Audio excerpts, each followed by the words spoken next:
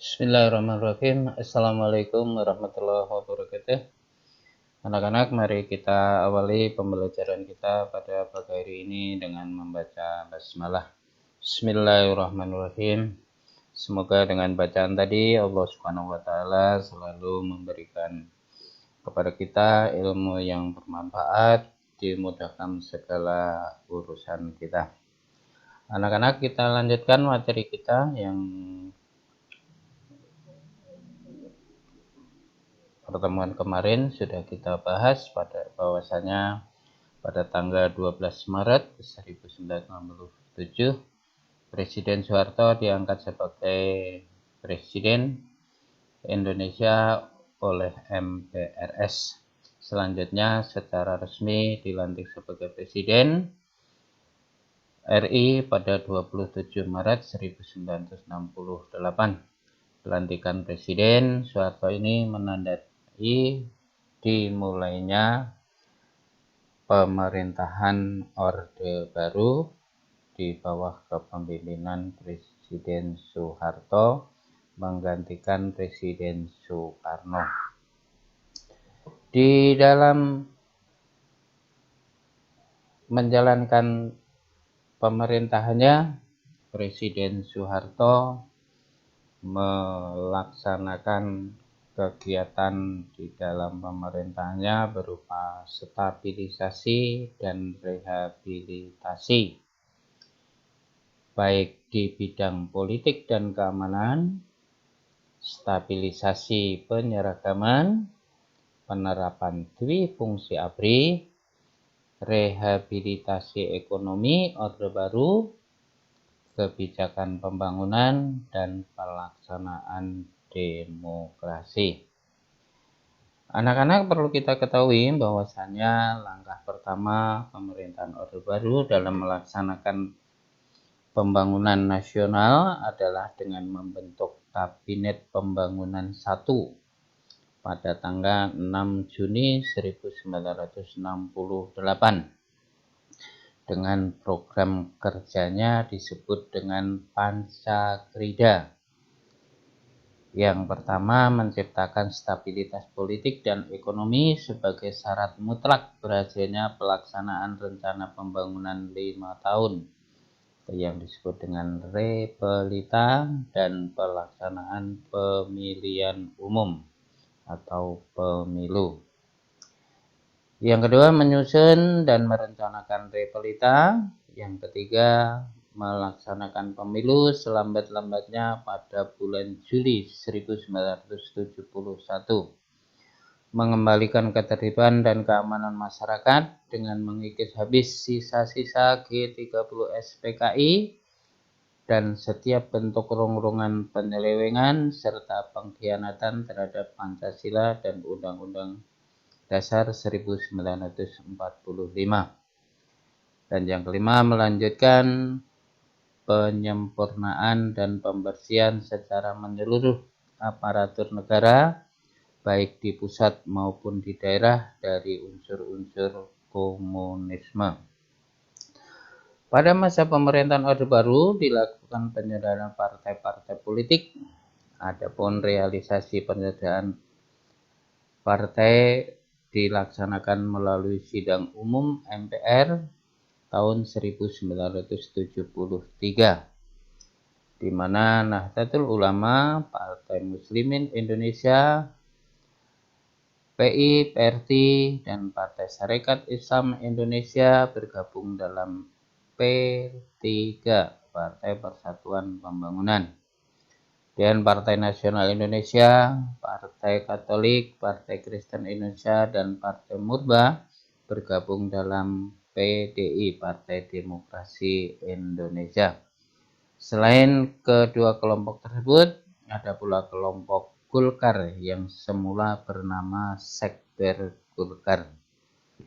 Pemerintahan Orde Baru berhasil melaksanakan pemilihan umum sebanyak 6 kali yang diselenggarakan setiap 5 tahun, yaitu tahun 1971, 1977, 1982, 1987, 1992, dan 1997.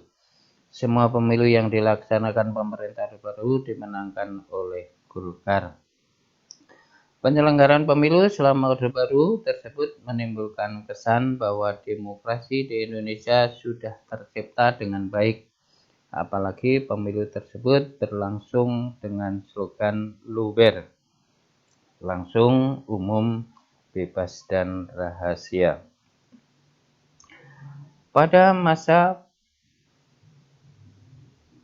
pemerintahan Orde Baru terjadi peristiwa Malari atau yang disebut dengan Malapetaka 15 Januari, di mana peristiwa tersebut diawali oleh kegiatan para mahasiswa yang bergabung dalam grup-grup diskusi yang mengkritisi berbagai kebijakan pemerintah menjelang kedatangan Perdana Menteri Jepang Kakui Tanaka yang pada tanggal 15 Januari 1974 di Jakarta terjadi demonstrasi besar-besaran mahasiswa yang disusupi oleh aksi anarki. Untuk meredam kegiatan mahasiswa tersebut dikeluarkan SK nomor 028/1974 tentang petunjuk kebijakan dalam rangka pembinaan kehidupan kampus perguruan tinggi.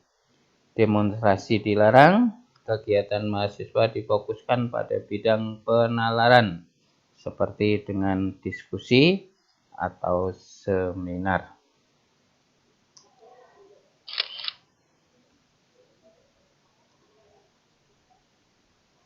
Nah, kemudian stabilitas politik dan keamanan pada masa Orde Baru difokuskan pada penerapan politik bebas aktif, kemudian mengakhiri konfrontasi dengan Malaysia, membentuk ASEAN dan kembali menjadi anggota PBB.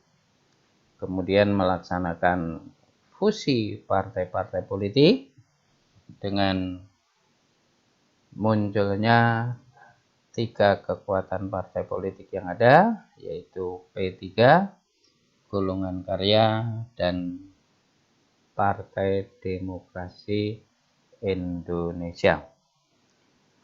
Kemudian di dalam hal pembangunan, di mana selain mengembalikan dinamika pembangunan, masyarakat, kebangsaan, dan keanekaragaman dalam kerangka ketaatan terhadap Pancasila sebagai roadmap ideologi, pemerintah Orde Baru menghimpun energi semua komponen bangsa ke dalam agenda bersama yang diformulasikan dalam bentuk trilogi pembangunan yang berisi 1. Stabilitas nasional yang sehat dan dinamis, pertumbuhan ekonomi yang cukup dinamis, pemerataan pembangunan, dan hasil-hasilnya menuju kepada terciptanya keadilan sosial bagi seluruh rakyat Indonesia. Dalam stabilitas penyeragaman, pada masa Orde Baru diselenggarakan penataran P4, yaitu bertujuan untuk membentuk pemahaman yang sama mengenai demokrasi Pancasila, sehingga dengan pemahaman yang sama diharapkan persatuan dan kesatuan nasional akan terbentuk dan terpelihara. Dengan melalui penegasan tersebut, maka opini rakyat akan mengarah kepada dukungan yang kuat terhadap pemerintahan Orde Baru.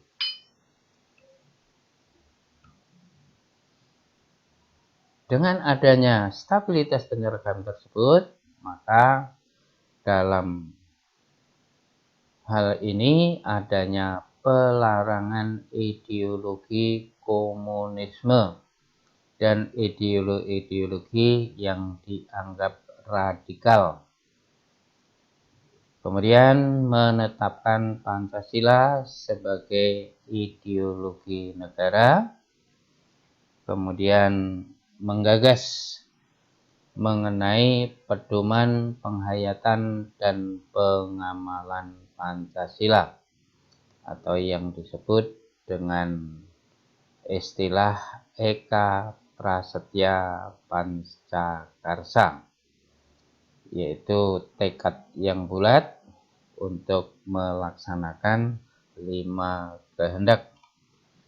Sehingga di sini dengan adanya kegiatan dengan melakukan penataran P4 pedoman penghayatan dan pengamalan Pancasila.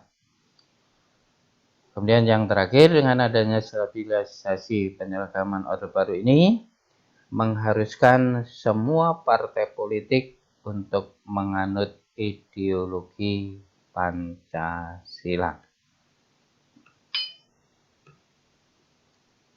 Kemudian untuk menunjang adanya pemerintahan Orde Baru, maka diterapkanlah konsep dwifungsi ABRI, yaitu ABRI dengan mengaitkan tugas mereka sebagai keamanan dan pertahanan negara, tetapi juga berkaitan dengan bidang sosial politik, di mana konsep dwifungsi ABRI ini dikenalkan oleh Jenderal Abdul Haris Nasution atau yang dikenal dengan AH Nasution. Dengan adanya konsep dwifungsi ABRI ini, maka menyatakan tugas ABRI tidak hanya berkaitan bidang keamanan dan pertahanan negara, tetapi juga berkaitan dengan bidang sosial dan politik. Akibatnya, anggota ABRI menduduki kursi di parlemen dan menjabat pemerintahan. Sehingga dengan demikian, ya, adanya dwifungsi ABRI ini, banyak pejabat-pejabat negara yang diisi dari kalangan ABRI. Kemudian yang berikutnya adalah rehabilitasi di bidang ekonomi,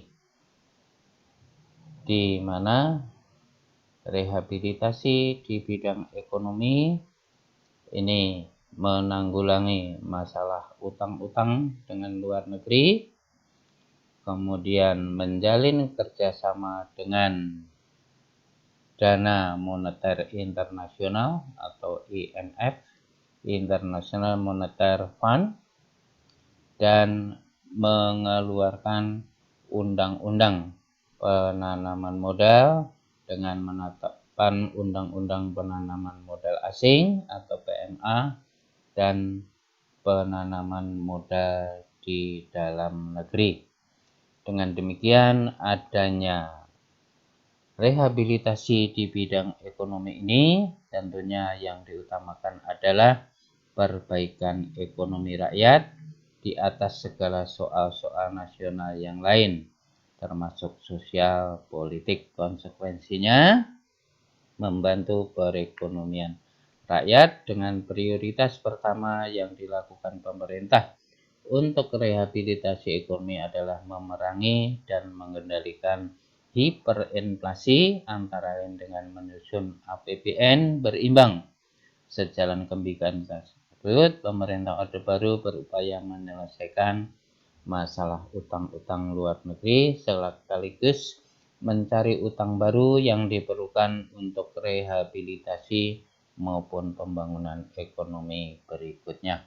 Demikian, terima kasih. Assalamualaikum warahmatullahi wabarakatuh.